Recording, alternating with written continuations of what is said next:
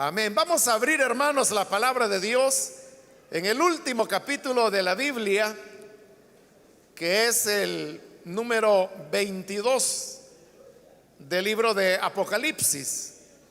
Ahí vamos a leer la palabra del Señor en este estudio que hemos venido desarrollando en el libro de Apocalipsis.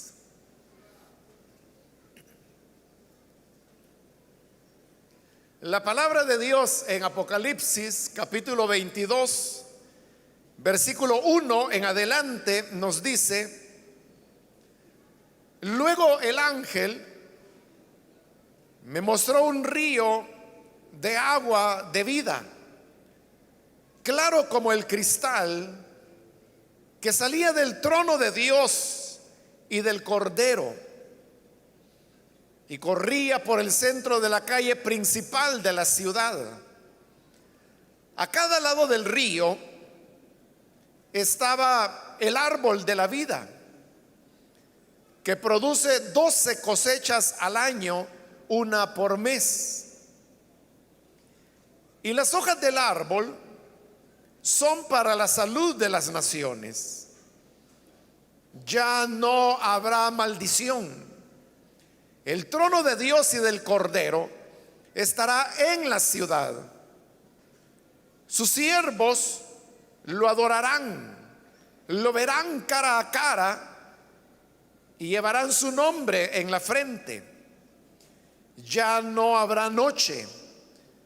No necesitarán luz de lámpara ni de sol, porque el Señor Dios los alumbrará y reinarán por los siglos de los siglos.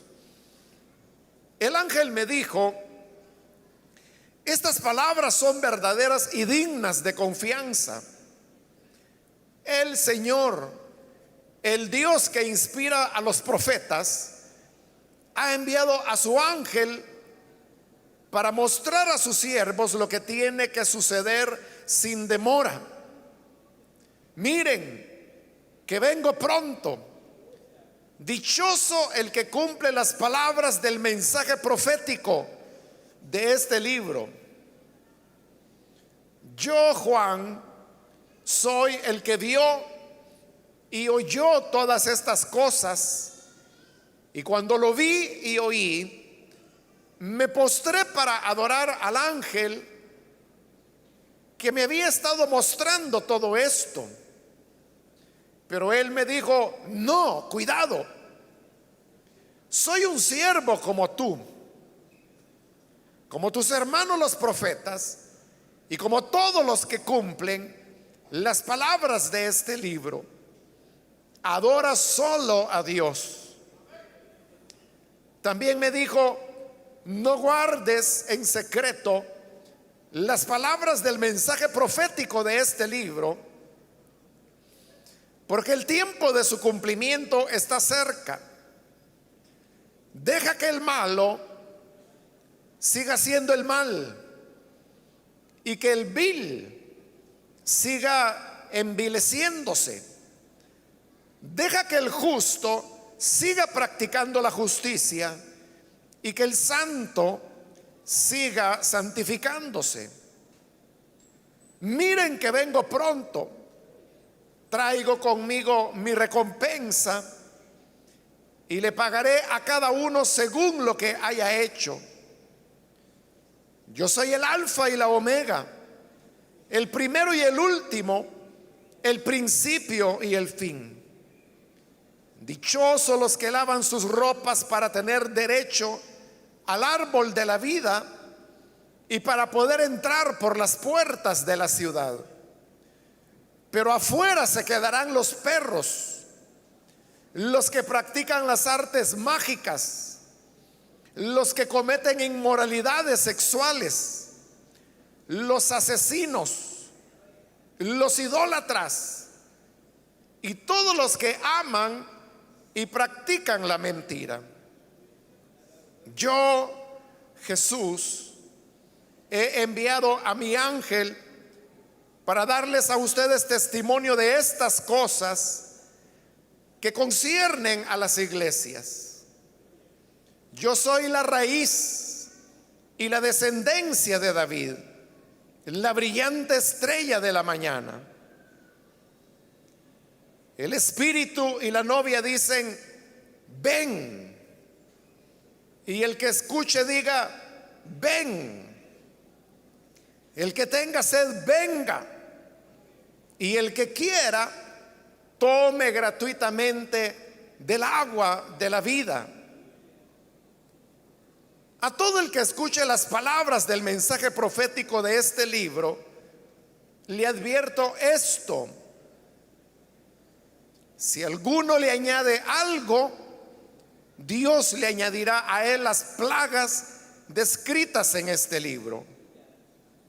Y si alguno quita palabras de este libro de profecía, Dios le quitará su parte del árbol de la vida y de la ciudad santa descritos en este libro. El que da testimonio de estas cosas dice: sí, vengo pronto. Amén. Ven, Señor Jesús. Que la gracia del Señor Jesús sea con todos. Amén. Hasta ahí dejamos la lectura, hermanos. Pueden tomar sus asientos, por favor.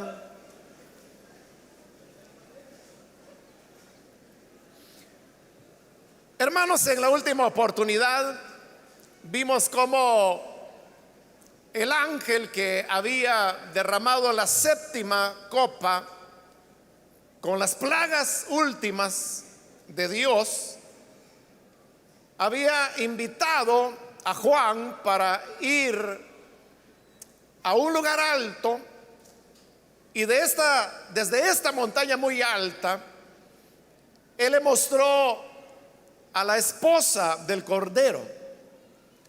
Y luego vimos que esta esposa venía en forma de ciudad, lo que se llama la Nueva Jerusalén. Y también vimos que hay allí una descripción de cómo está hecha la ciudad, sus medidas, que dijimos que formaba un cubo perfecto, que tenía una muralla, que tenía 12 cimientos, cada uno de una piedra preciosa diferente, 12 puertas sobre las cuales estaban escritos los nombres de cada una de las tribus de Israel, y cada puerta era una perla entera. Pero al llegar ahora al capítulo 22, donde hemos iniciado la lectura, se nos dice en el versículo 1: luego el ángel me mostró un río de agua de vida.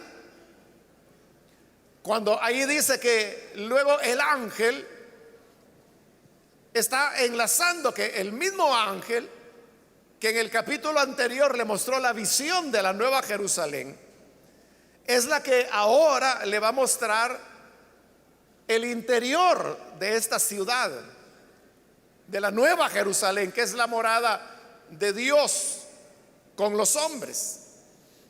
Lo interesante, hermanos, de esta ciudad es que tiene una mezcla, diríamos, en donde se equilibra tanto el aspecto puramente arquitectónico, pues se nos ha hablado de murallas, se nos ha hablado de muros, se nos ha hablado de altura, de longitud, de anchura.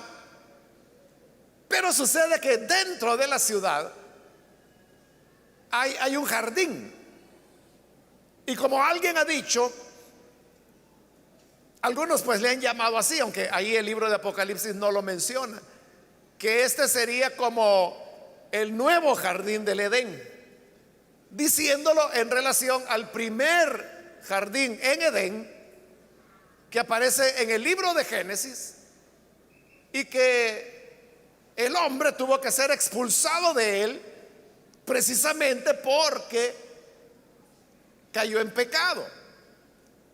Vamos a encontrar que dentro de la Nueva Jerusalén existe este jardín y contiene varios de los elementos que también estuvieron presentes en el jardín en Edén. Por eso las personas que dicen que este es ya el último o el segundo o el final Edén o el Edén eterno le han llamado algunos,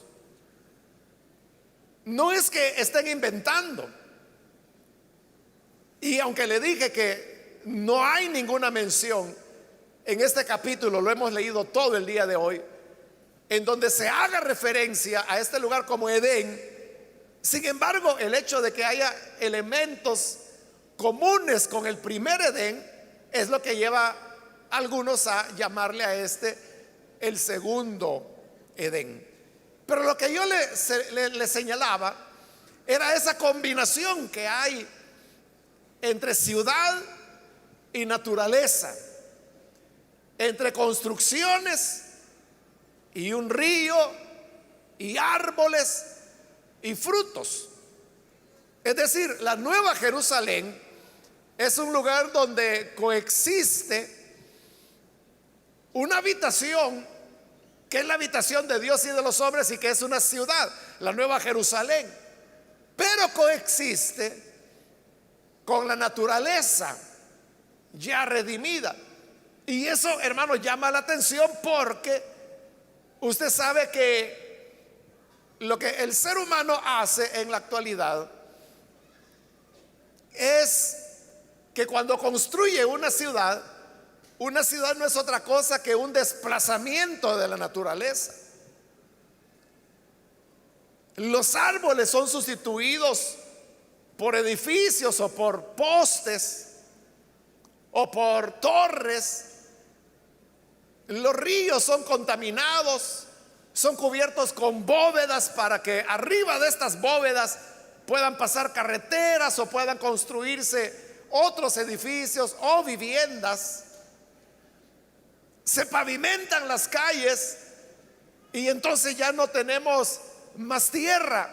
Y si ya no hay más tierra, ya no pueden crecer más árboles. Pero la Nueva Jerusalén es una ciudad cuyo interior es un jardín.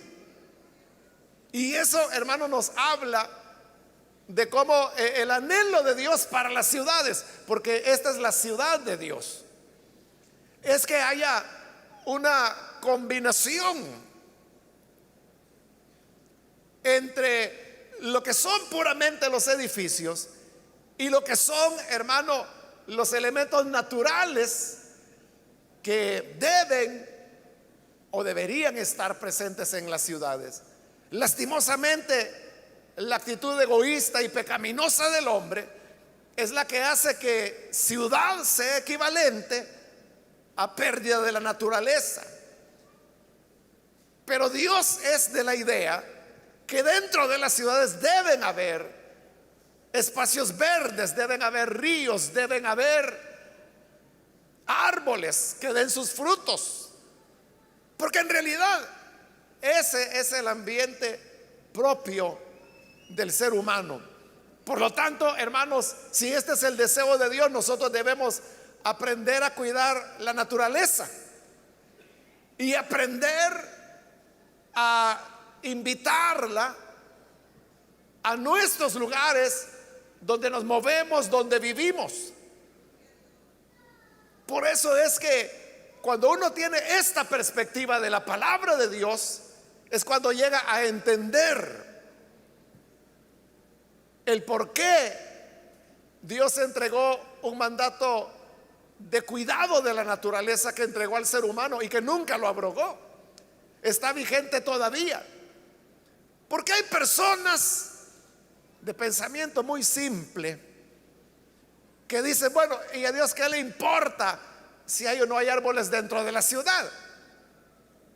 Bueno, una persona que tenga así un pensamiento tan simple, o que diga, no, si aquí lo que importa es salvar las almas, ese es tener una idea muy estrecha, muy egoísta, muy simple de lo que es el evangelio, porque esta también es parte del evangelio, es buena nueva. Y este evangelio, esta buena nueva de Dios, es que en la ciudad eterna del Señor hay una combinación, una coexistencia entre lo edificado y la naturaleza. Ese es el anhelo de Dios. Ese es, si usted quiere llamarle así, el destino hacia el cual vamos. Entonces, si eso es lo que Dios quiere hacer, es lo mismo en lo que nosotros deberíamos estar ocupados ya, para poder ser llamados hijos de Dios.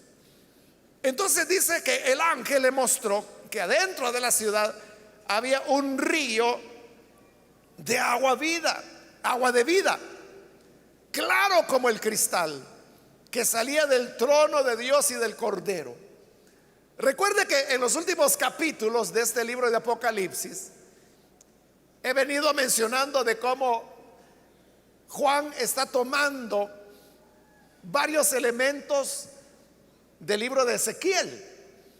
Y este río que aparece en el capítulo 22 también él lo ha tomado de Ezequiel. Allá aparece en el capítulo 47 con algunas diferencias. Diferencias que él mismo ha establecido en los capítulos anteriores. Porque, por ejemplo, nos dice en el caso de Apocalipsis que el río de agua de vida salía del trono de Dios y del Cordero. En cambio, en Ezequiel, el río salía del templo de Dios.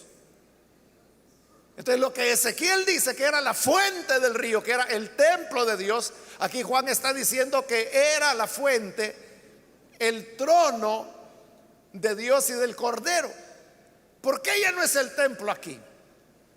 Porque ya lo vimos en el capítulo anterior, que Juan mismo ha dicho que aquí en la Nueva Jerusalén no habrá más templo, porque el templo es toda la ciudad. Y por eso precisamente es que tenía una figura cúbica, porque cúbico era el lugar santísimo. Por lo tanto, el templo es todo. Y por eso es que el agua viene de debajo del trono.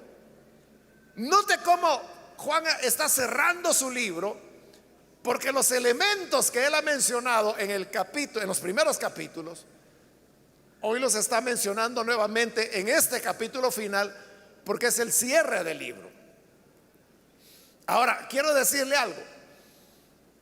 Cuando este libro de Apocalipsis se escribió, quien lo escribió no estaba pensando que esto era escritura sagrada y que iba a ser considerado así en el futuro. No lo sabía. Ya le he explicado que hubo otros Apocalipsis, pero de todos los que habían, solo este es el que el Espíritu de Dios dejó en la Biblia.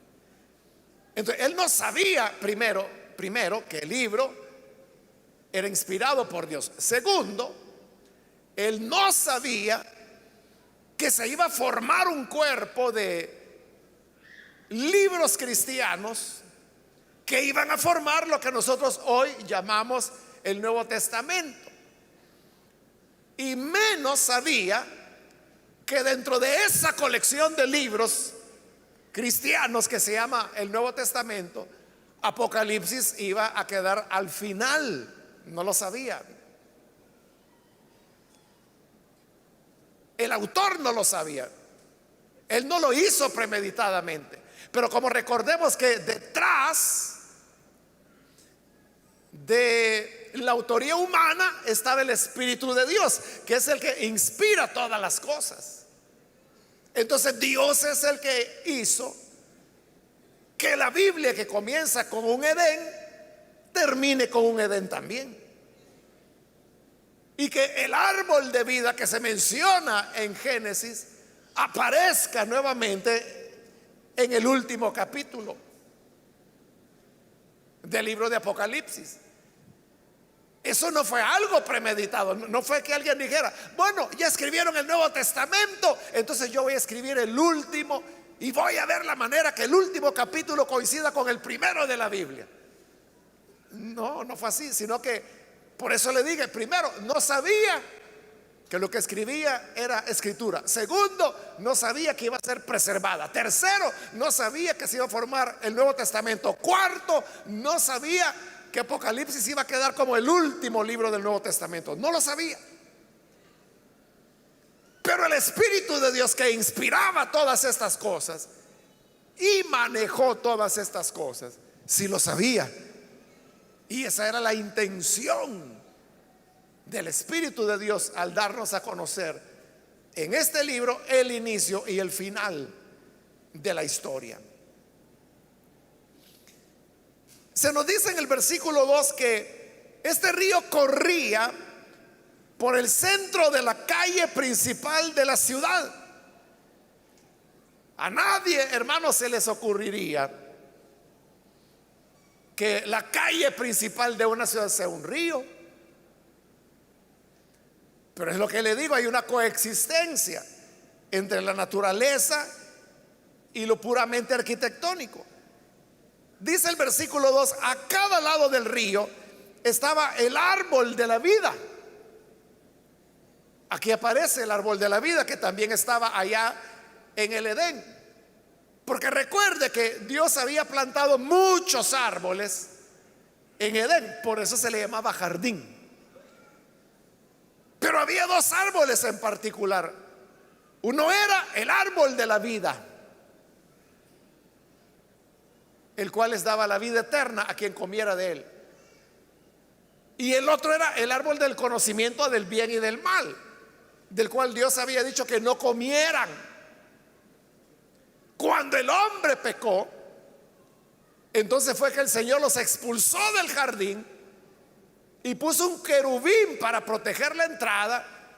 Y dice que también había una espada de fuego que se movía por todos lados para que nadie se atreviera a pasar. ¿Con qué propósito? Dijo Dios, para que así no vaya a extender su mano y a comer del árbol de la vida y viva para siempre. Sin embargo, hoy vemos que no solo hay un árbol de la vida, hay muchos árboles de la vida plantados a ambos lados del río de agua transparente como el cristal, del río de agua de vida.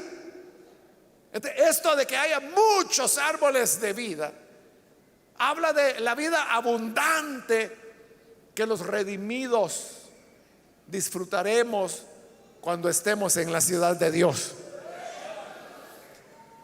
Pero dice además que estos árboles producen 12 cosechas al año, una por mes. Es decir, son árboles no solo de vida, sino que son muy fructíferos, porque dice que cada mes producía una cosecha. Usted sabe que hay árboles, bueno, la mayoría produce una cosecha una vez al año. Hay otros árboles que pueden ser 2 cosechas al año. No sé si habrá de 3. Pero estos producen 12 cosechas en el año, una por cada mes. Y esto habla que el árbol de la vida es un árbol muy abundante, es vida abundante. Por eso es que hay muchos árboles y muchos frutos, porque hoy la voluntad de Dios es que los seres humanos redimidos coman de estos frutos del árbol de la vida para que vivan para siempre, porque el pecado ha sido ya desarraigado. Y luego dice la parte final del versículo 2: y las hojas del árbol son para la salud de las naciones. Es decir, que no solamente es un árbol de vida, no solamente dan frutos en abundancia todos los meses, sino que además las hojas son para la sanidad. Sana a quienes coman o utilicen estas hojas. Esa sanidad sí se refiere a una sanidad física. Por eso es que cuando Jesús vino, Él sanó a muchos enfermos. Y también Él comisionó a su iglesia para que hiciera lo mismo. Porque Él dijo: pondrán las manos sobre los enfermos y sanarán. Porque eso que la iglesia hace, de orar por los enfermos y que los enfermos sanen, es una anticipación de lo que será la sanidad en la Nueva Jerusalén. Entonces vea cómo son las cosas.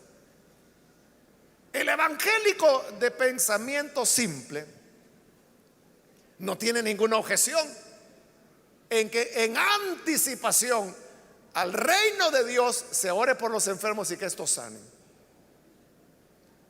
Pero sí tiene objeción a que en anticipación a esa ciudad donde convive la ciudad con la naturaleza, sí se hagan esfuerzos ahora. Ahí usted puede ver la incoherencia. Y por eso yo le digo la manera tan simple de ver las cosas. Porque si uno acepta anticiparnos al reino de Dios orando por los enfermos hoy, ¿por qué no lo vamos a hacer? Igualmente con la naturaleza, que es hacia lo cual vamos. Porque vamos a una ciudad donde no solamente convive la naturaleza y la ciudad, sino también donde esas hojas son para sanidad de las naciones. Entonces, ahí estará la sanidad para los males del ser humano. Es decir, ahí no habrá personas que padezcan de ninguna enfermedad, no habrá virus, no habrá bacterias, porque las hojas son para la sanidad. Pero no solamente es una sanidad física, también es una sanidad del ser humano, de nuestro interior. Nosotros, hermanos, no nos damos cuenta, pero nosotros vivimos en sociedades enfermas y que están enfermas por causa del pecado. Hace un par de años hubo un caso que iba un hombre en su vehículo y venía un señor de edad en su otro vehículo. Y entonces en algún lugar, no me recuerdo ahorita de la ciudad, pero la cosa es que este señor ya de edad le sobrepasó. Y solo porque le sobrepasó, el hombre que venía atrás empezó a seguirlo y seguirlo y lo siguió por la ciudad varios kilómetros hasta que lo alcanzó. Y cuando lo alcanzó, sacó su arma y lo mató. Se subió a su carro y se fue. ¿Por qué lo mató? Solo porque le había sobrepasado. Eso es de gente enferma. Eso es de gente que no está en sus cabales. En nuestro país hemos tenido casos como aquel guardia de seguridad que mató a un cliente que iba entrando al banco en el cual él trabajaba, simplemente porque hubo una discusión. ¿Y cuántos no se han matado por un espacio de parqueo porque los dos lo querían? Bueno, esos son algunos elementos que le menciono y que nos muestran cómo la sociedad en pecado es una sociedad enferma. Pero para eso son las hojas del árbol, para la sanidad de las naciones. Y dice el versículo 3: ya no habrá maldición. Todas estas cosas malas de las que hablamos y que hoy vemos, ya no habrá más. El trono de Dios y del Cordero estará en la ciudad. Note que al principio de Apocalipsis también se nos habló de un trono. Es lo primero que vio Juan allá en el capítulo 4, cuando oye la voz del cielo que le dice: sube acá. Y él sube. Y dice que al llegar arriba, lo primero que vio fue un trono y a uno que estaba sentado en él, que era Dios. Ahí tenemos el trono todavía. Y dice que es el trono de Dios y del Cordero. ¿Por qué Dios es presentado en un trono? Porque Él es el soberano. Él es el rey del universo, de su pueblo, de la Nueva Jerusalén, de todas las cosas. Por eso siempre está sentado en su trono. Y dice, sus siervos lo adorarán, lo verán cara a cara y llevarán su nombre en la frente. Es decir, que será una relación abierta la que vamos a tener con él. Dice, lo verán cara a cara. Hay gente que pregunta, mire, y cuando ya estemos en el reino de Dios, vamos a poder ver a Dios. Ahí está diciendo que lo vamos a ver cara a cara. Y dice que sus redimidos llevarán el nombre de Dios escrito sobre sus frentes. Eso ya lo habíamos encontrado, hermanos, allá en el capítulo 5, cuando Dios mandó a sellar en la frente a los suyos antes que se desataran los 7 sellos. De igual manera que la bestia sellará en la frente o en la mano a los que se acoplen a su sistema perverso, también los que temen al Señor y le sirven, tenemos el sello del nombre de Dios en nuestras frentes. Pero como le dije, cuando pasamos por el capítulo 5 y luego por el capítulo 13, hoy se lo repito, es un sello simbólico, porque usted tiene el sello de Dios en su frente. Pero claro, no lo podemos ver, porque es algo simbólico. Entonces, ¿quién es el que tiene el nombre de Dios inscrito en su frente? El que hace la voluntad de Dios, el que le teme, el que anda conforme a los valores que Él nos enseña.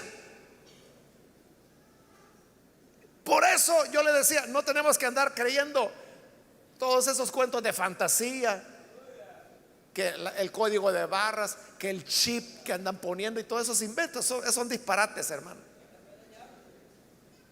Nada de eso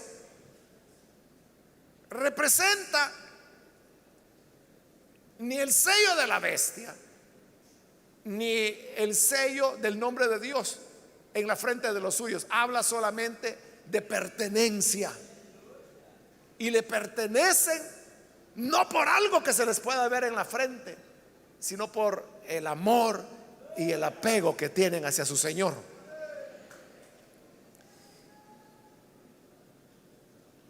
Dice el versículo 5, ya no habrá noche, no necesitarán luz de lámpara ni de sol, porque el Señor Dios los alumbrará y reinarán por los siglos de los siglos. Ya no se va a depender de energía eléctrica. Allá en Génesis se habló de cómo Dios creó las lumbreras. La lumbrera mayor, que es el sol, y la lumbrera menor, que es la luna. Pero ahora dice, ya no habrá ni sol ni luna, porque hay una nueva lumbrera, hay una nueva luz. ¿Y cuál es? El Señor Dios los iluminará, los alumbrará. Versículo 6, el ángel me dijo, estas palabras son verdaderas y dignas de confianza. El Señor, el Dios que inspira a los profetas, ha enviado a su ángel para mostrar a sus siervos lo que tiene que suceder sin demora. Entonces vea, cuando dice estas palabras son verdaderas, son dignas de confianza, porque cuando uno las escucha o las lee, uno dice, qué maravilloso será ese mundo. Parece un mundo de fantasía, pero el Señor dice, no, no es fantasía. El que crea esto no está creyendo un cuento para entretener niños, porque estas palabras son verdaderas y dignas de confianza. Podemos creer que es cierto porque es la palabra que Dios ha empeñado. Luego en el versículo 7 dice, miren que vengo pronto. Dichoso el que cumple las palabras del mensaje profético de este libro. Hermanos, en la primera generación de cristianos había un gran entusiasmo referente a que Cristo iba a volver pronto. Por eso es que Pablo, cuando escribe su primera carta a los tesalonicenses, que fue la primera carta que él escribió y de hecho es el primer libro del Nuevo Testamento que fue escrito, él dijo que cuando el Señor viniera, él dijo: los que estemos con vida. Y él se incluía entre los que iban a estar con vida, porque ese era el sentimiento que había en la iglesia de la primera generación, que ellos creían que el regreso de Cristo sería muy pronto. Pero las décadas pasaron y no se produjo esa venida del Señor. Entonces lo que hubo fue como un descenso en ese entusiasmo y en esa expectativa. O sea, nunca hubo un momento en que la iglesia dijera: ah, pues ya no viene, o mejor ya no hablemos de eso. Nunca. Lo que hubo fue, le digo, un descenso de la expectativa, pero la expectativa siempre la hubo. Apocalipsis, que es un libro que ya pertenece a la segunda generación, está rescatando eso. Cuando el Señor dice: miren que vengo pronto. ¿Pero qué es pronto? Bueno, la primera generación entendió pronto como máximo unos 10 años. Pero cuando iban 20, 30 y no volvió. Ahora, cuando aquí dice: he aquí, vengo pronto. Entonces, ¿qué era pronto? ¿10 años o 100 años? Ya pasaron 2000 años y todavía están ahí las palabras que dicen: vengo pronto. Entonces, ¿qué significa? Que después de 2000 años podemos decir: bueno, si hace 2000 años dijo vengo pronto, bien, pasan otros 1000 y no viene. Pero no es ese el sentido de las palabras, sino que el sentido y el propósito es que todos debemos vivir siempre con la expectativa que el Señor puede venir en cualquier momento. Está bien, no vino hace 500 años, no vino hace 1000 años, no vino hace 1800 años, no vino hace 2000 años, pero puede venir ahora. ¿Y qué si viene hoy? ¿O qué si viene mañana? Lo que dice ahí: dichoso el que cumple las palabras del mensaje profético de este libro.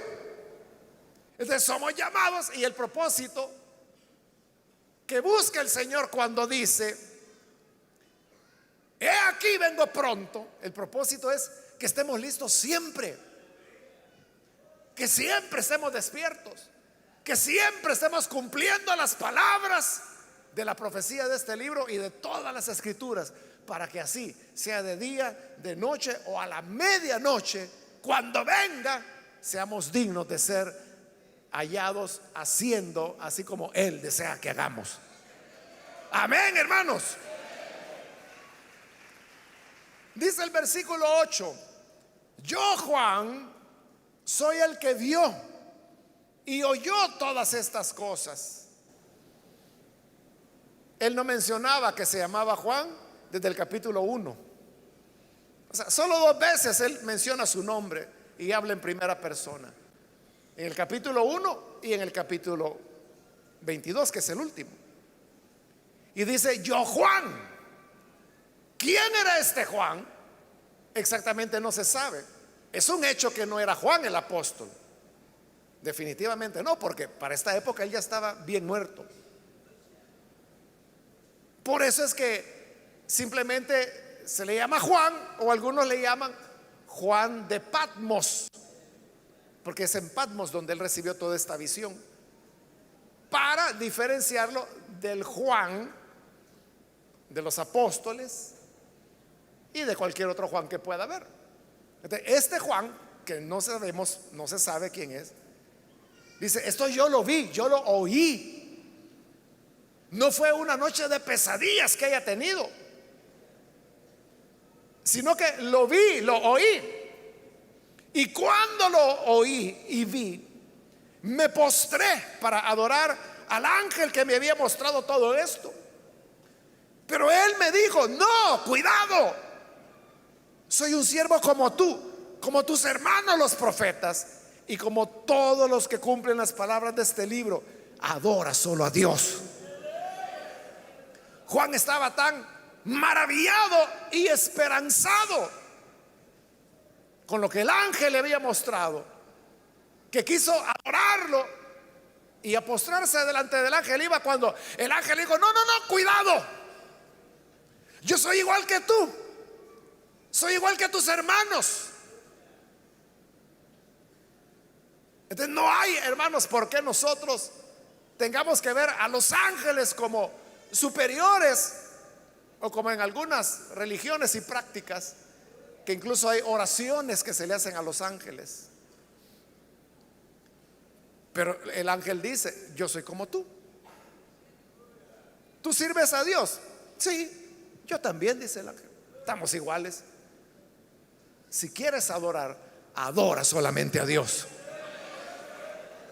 De manera que cualquier ángel o pretendido ángel que acepte la adoración que usted le quiera dar, no es un ángel de Dios.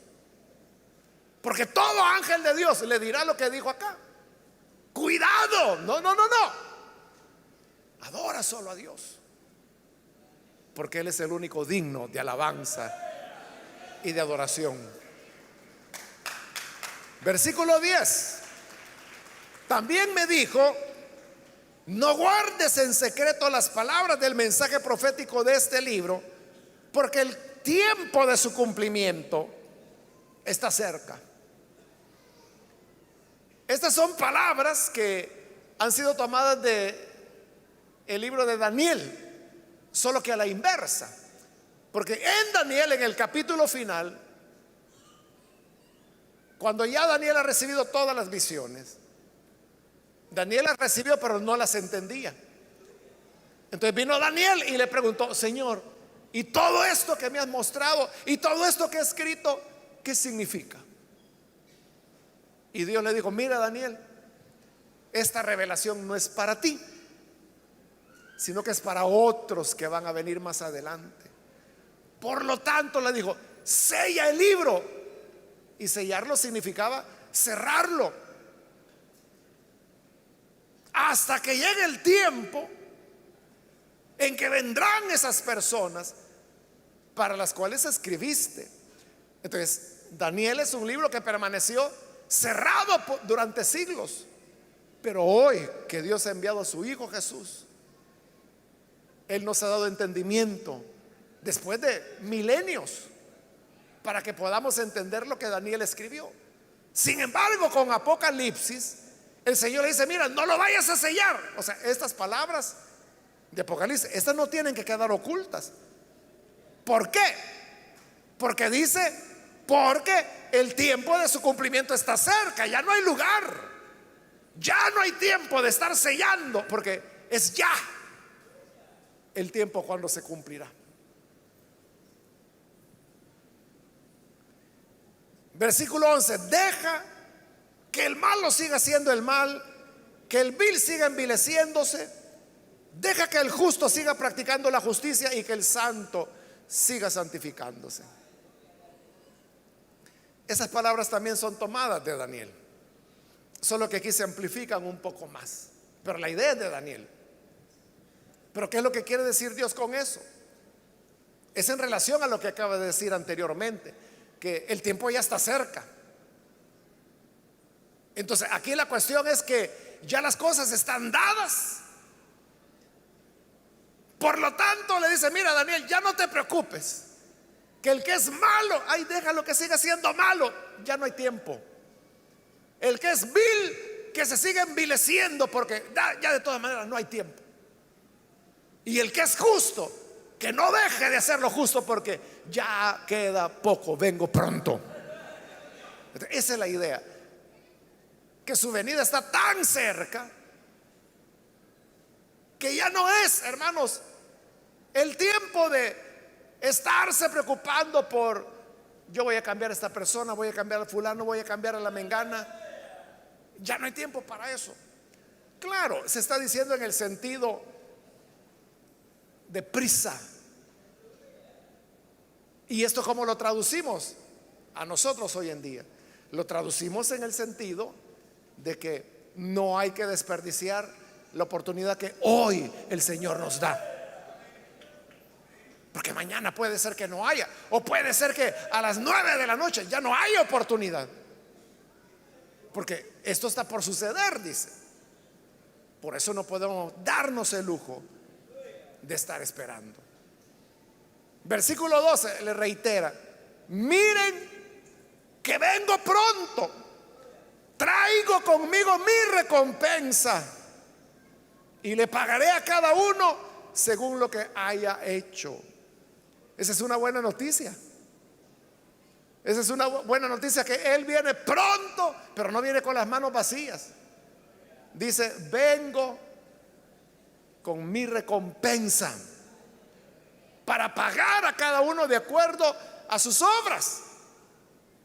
Eso, hermanos, es como cuando usted era un niño o una niña y era la fecha de su cumpleaños, y usted sabía que su papá iba a llegar a casa y que algún regalito le llevaba siempre. Entonces, cuando él llegaba, usted estaba feliz, contento, lo salía a encontrar y le decía: papito, ¿me trajiste algo? Y claro, su ilusión era que papá venía, pero le traía un regalo. El Señor dice: traigo mi recompensa conmigo. Él viene a recompensarnos. Por eso es que el libro de Apocalipsis es un libro de esperanza, como lo hemos dicho muchas veces, porque Él trae la recompensa que usted se ha ganado, sirviéndole, amándole, dando lo mejor de sí. Cuando usted se esfuerza como líder, como lideresa, como anfitrión, como anfitriona, como supervisor, como supervisora, en cualquiera sea el área que usted le sirve a Dios, pero cuando se esfuerza, el Señor dijo: aunque sea un vaso de agua que den a uno de mis pequeños, en verdad les digo, no perderán su recompensa. Él viene pronto, pero viene lleno de recompensas para dar a cada uno según lo que merece. Estas palabras no nos tienen que dar miedo, porque alguno dice: allí dice que viene a pagar a cada uno según lo que haya hecho. Uy, quizá me va a dar una malmatada. Cuéntame, ¿por qué piensas así? Cuéntame qué estás haciendo para que pienses que Él viene a malmatarte. Pero si tú estás haciendo bien, te alegrarás saber que Él viene pronto y que trae su recompensa con Él.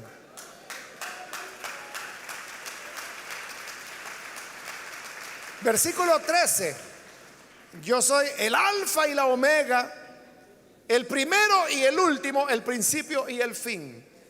Eso ya lo habíamos visto al principio de Apocalipsis también.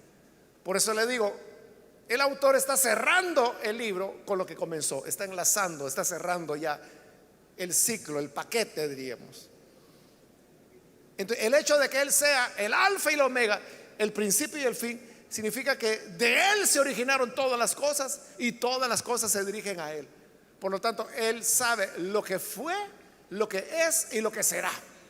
Y como Él sabe lo que será, por eso es que hoy lo está anunciando. Versículo 14: dichosos los que lavan sus ropas para tener derecho al árbol de la vida, ese árbol de la vida que está plantado junto al río de agua de vida, y para poder entrar por las puertas de la ciudad, puertas que se describieron en el capítulo anterior. Dichoso el que lava sus ropas. ¿Y cómo lavamos las ropas? Confesando al Señor nuestros pecados, y la sangre del Hijo de Dios nos limpia de toda maldad.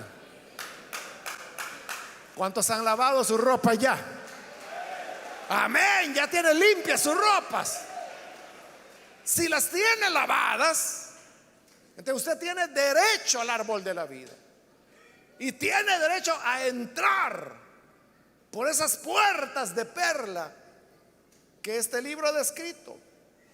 En cambio, dice el versículo 15, afuera se quedarán los perros. El perro, hermanos, ya era un animal domesticado.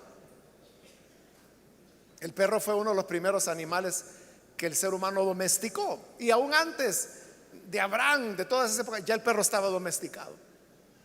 Pero usted puede ver que nunca se mencionan perros en las casas de los israelitas. ¿Por qué razón? Porque los consideraban inmundos.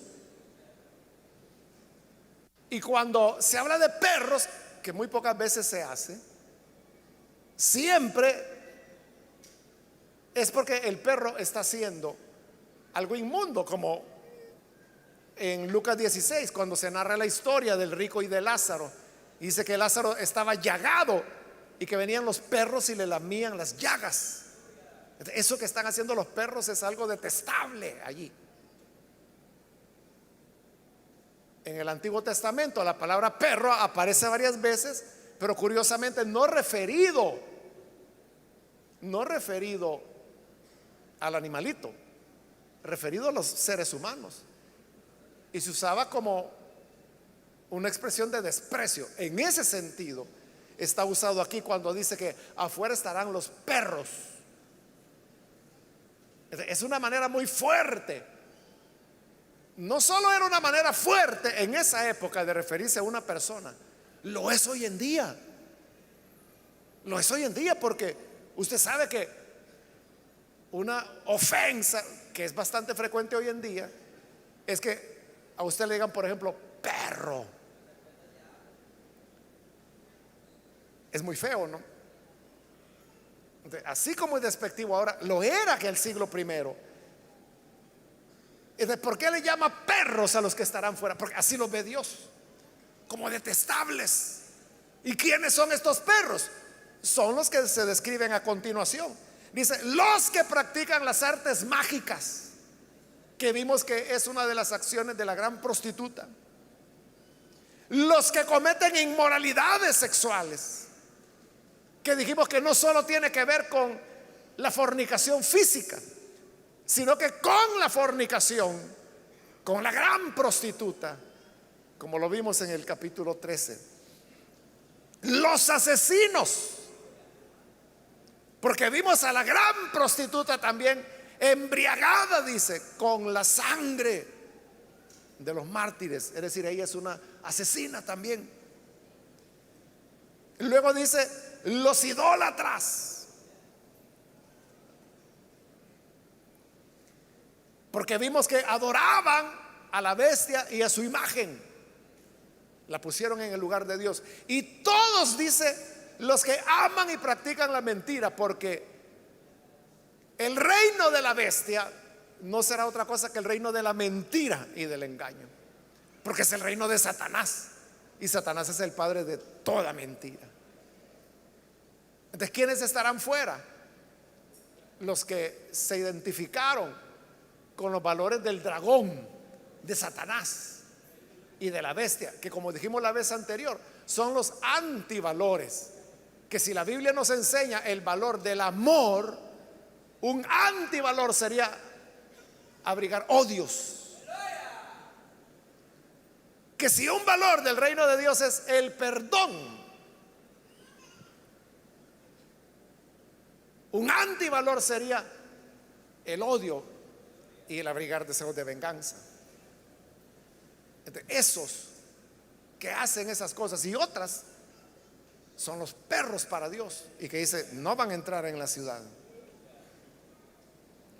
Versículo 16, yo Jesús he enviado a mi ángel para darles a ustedes testimonio de estas cosas que conciernen a las iglesias. Entonces dice, yo Jesús envié el ángel para que conozcan esto. Soy la raíz y la descendencia de David, la brillante estrella de la mañana. Al mismo tiempo que él es origen de David, es descendencia de David. Origen de David porque él es Dios, y como Dios de él proceden todas las cosas, incluso David. pero descendencia de David, porque según la carne nació de la descendencia de David. Dice, soy la estrella brillante de la mañana, que es el lucero que anuncia que el amanecer viene. Eso es lo que Jesús está haciendo ahora, anunciando la nueva era de su reino que viene. Versículo 17, el Espíritu y la novia, que es la iglesia, dicen, ven. Y el que escuche diga, ven. ¿Cuántos quieren que el Señor venga? Entonces debemos decirle a Él, ven, porque el Espíritu Santo nos hace segunda voz, o quizás nosotros le hacemos segunda voz a Él, pero la cosa es que ambos en armonía decimos, ven. Y dice el 17, con una invitación, el que tenga sed, venga, y el que quiera, tome gratuitamente del agua de la vida. Ahí está el agua de la vida. El que quiera, venga. El que quiera, beba de ella. Es gratis. Es decir, que solamente es una cuestión de la voluntad, que uno esté dispuesto a aceptar el llamado, la invitación que Él está haciendo ahí, que si tienes sed, ven y bebe. Así llegamos al final y aquí tenemos el cierre. Versículo 18, a todo el que escuche las palabras del mensaje profético de este libro, le advierto esto: si alguno le añade algo, Dios le añadirá a él las palabras descritas en este libro. Y si alguno quita palabras de este libro de profecía, Dios le quitará su parte del árbol de la vida y de la ciudad santa descritos en este libro. Esas son las matemáticas de Dios. Dios dice, tú le sumas a este libro, yo te sumo todos los juicios que están ahí escritos. Tú le restas a este libro, yo resto tu nombre del libro de la vida y de todas estas bendiciones. Es una invitación para que no se diluyera el libro de Apocalipsis, porque el libro de Apocalipsis usted puede ver que es una denuncia de las estructuras de pecado que hay en el mundo, y es un anuncio del señorío de Cristo y de la esperanza que Él nos trae. Si uno le añade, lo diluye. Es igual que a la leche. Si usted le añade agua, la diluye. Pero de igual manera, si usted le quita, le puede quitar contundencia. Porque usted puede decir, es que esta palabra perros está muy fuerte, quitémosela mejor, hagámosla más digerible. Pero Dios quiere que esté así, porque es su advertencia para los seres humanos. Por eso no se le puede quitar ni añadir. Y estas son las últimas palabras del Señor Jesús en la Biblia. Versículo 20, el que da testimonio de estas cosas, que es el Señor Jesús, dice, sí, vengo pronto. Esas son las últimas palabras de Jesús en la Biblia. Sí, vengo pronto. Y responde quien quiera responder, amén. Ven, Señor Jesús. Y luego tenemos la bendición pastoral de Juan